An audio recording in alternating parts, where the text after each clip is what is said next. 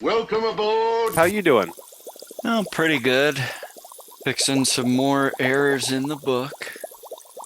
And, I added another page.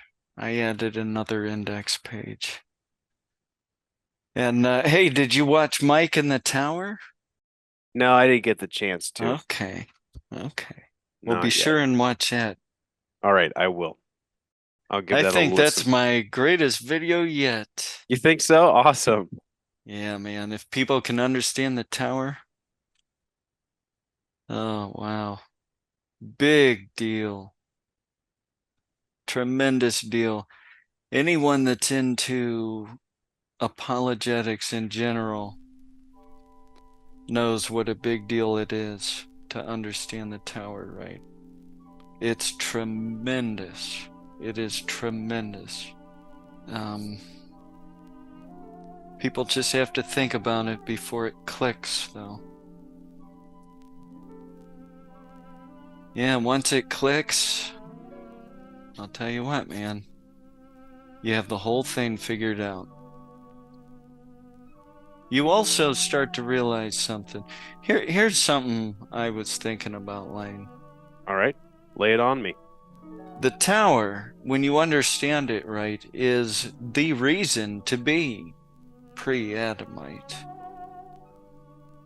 It's really not about Cain receiving his mark,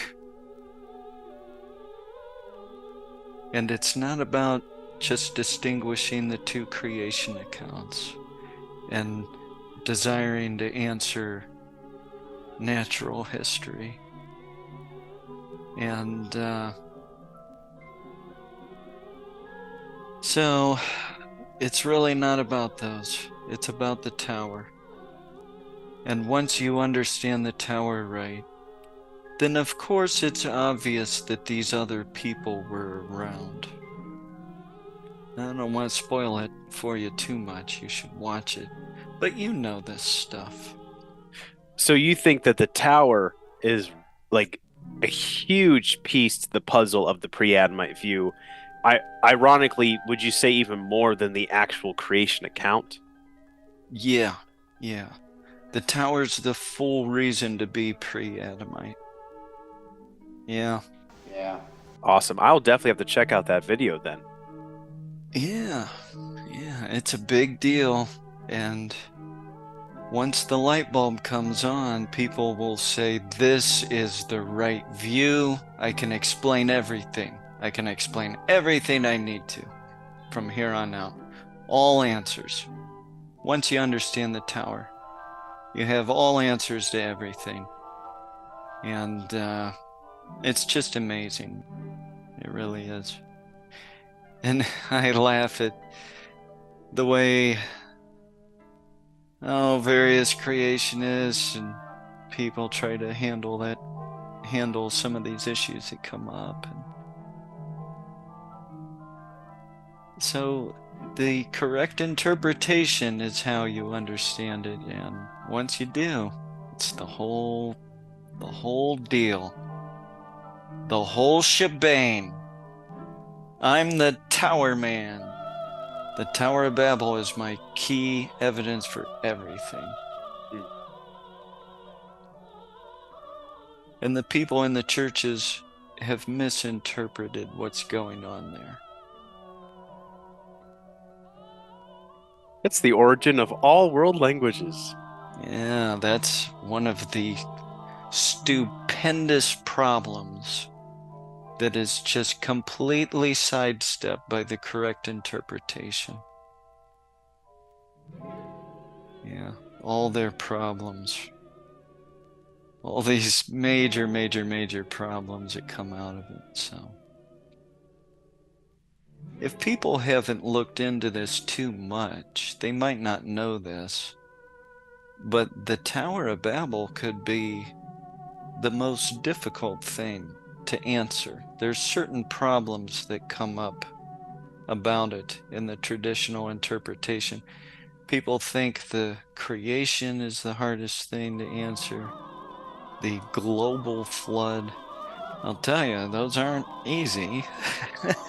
Right. Those are those are big problems, but you ain't seen nothing. You get to the tower and you have problems that just can't be answered. And a lot of people don't really know that if they haven't looked into it enough. But this view, once you understand the tower, then you know there were other people. So the pre-Adamite exposition of the creation accounts is only natural.